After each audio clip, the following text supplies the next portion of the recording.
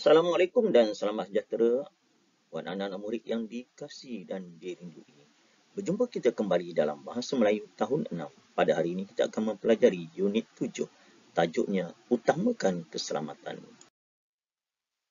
Pada hari ini cikgu mengharapkan murid-murid mampu membaca dan menganalisis kandungan cerpen berdasarkan kemahirannya iaitu kemahiran membaca.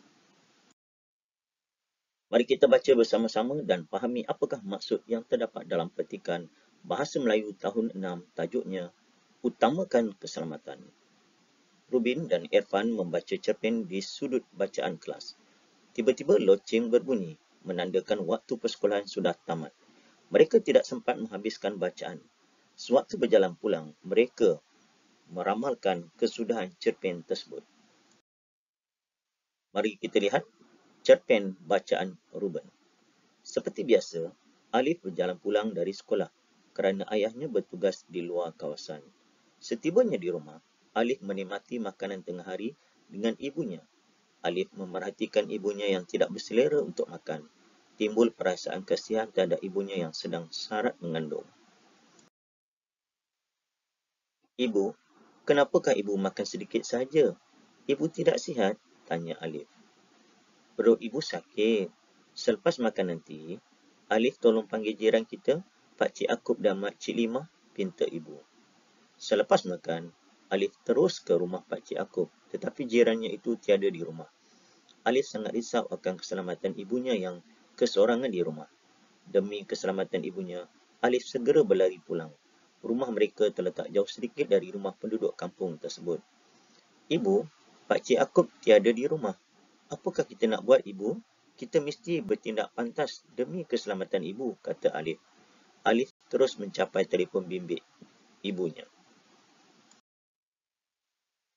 Berdasarkan cerpen yang dibaca oleh Alif, ini merupakan peta alir yang berkaitan dengan cerpen tersebut. Ataupun kita boleh katakan isi-isi penting. Yang pertama, pulang dari sekolah. Kemudian, menikmati makanan tengah hari. Seterusnya, perut ibu sakit. Berikutnya, ke rumah jiran, tetapi jiran tiada. Selepas itu, segera berlari pulang. Dan yang terakhir, mencapai telefon bimbit. Ini merupakan isi-isi penting bagi cerpen yang pertama. Mari kita baca pula cerpen bacaan Irfan. Aiman, jom balik dengan kami, ajak Afifi dan Gopi. Aiman mengangguk, lalu dia menggalas beg sekolahnya mengikut Afifi dan Gopi. Di pertengahan jalan, Afifi mengajak Aiman dan Gopi menggunakan jalan pintas untuk sampai ke rumah mereka kerana jalan utama terlalu sibuk. Mereka risau akan keselamatan diri dan pengguna jalan raya yang lain. Nasib baik kita pilih jalan ini, kurang sikit kenderaan. Tambahan pula, laluan ini ada laluan penjalan kaki. Kita akan lebih selamat, kata Aiman. Cuba kamu lihat di sana. Ada semak terbakar. Kebakaran itu boleh merebak dengan cepatnya kerana cuaca panas, kata Afifi. Mari, ikut saya. Saya hendak beritahu pakcik di sana, kata Gobi sambil menunjukkan arah seorang pakcik yang sedang menggunakan telefon. Mereka bertiga terus berlari untuk mendapatkan pakcik itu dan memberitahu tentang kebakaran semak. Seterusnya kita fahami dialog antara dua orang rakan. Irfan, saya tidak sempat menghabiskan bacaan cerpen tadi. Ceritanya menarik. Esok saya akan sambung pembacaannya.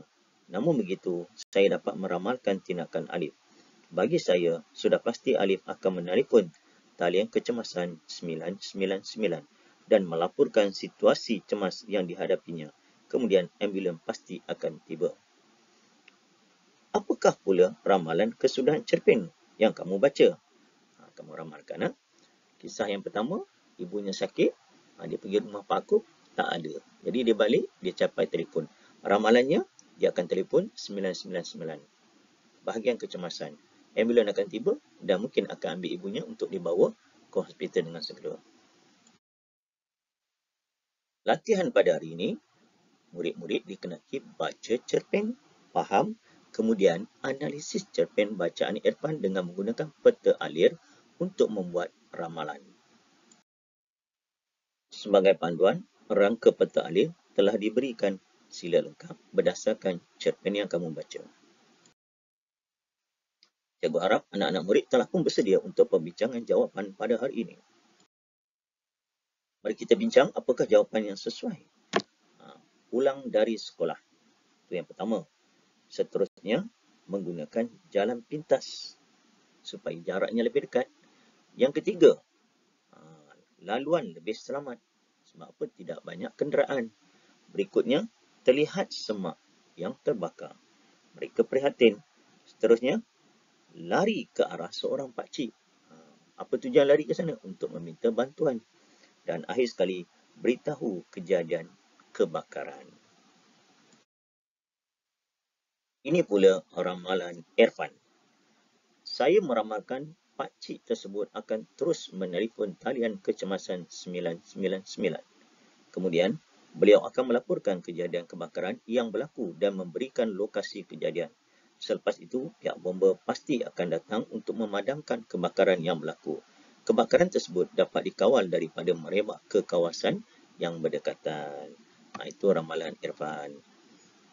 Jadi, kalau berlaku apa-apa kecemasan, kita boleh telefon 999 untuk kecurian, polis. Untuk kecemasan, kesakitan dan sebagainya, ambulan.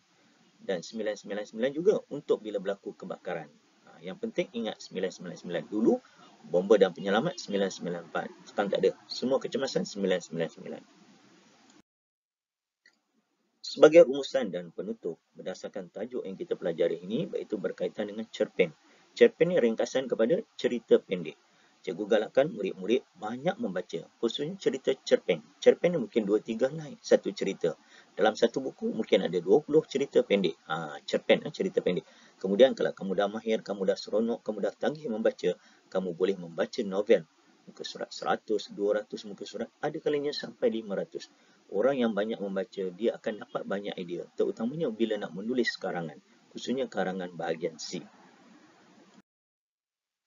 Itu saja perkongsian cikgu. Terima kasih kerana murid-murid masih bersama dengan cikgu. Kita jumpa lagi dalam tajuk yang seterusnya. Assalamualaikum. Selamat sejahtera semua. Bye.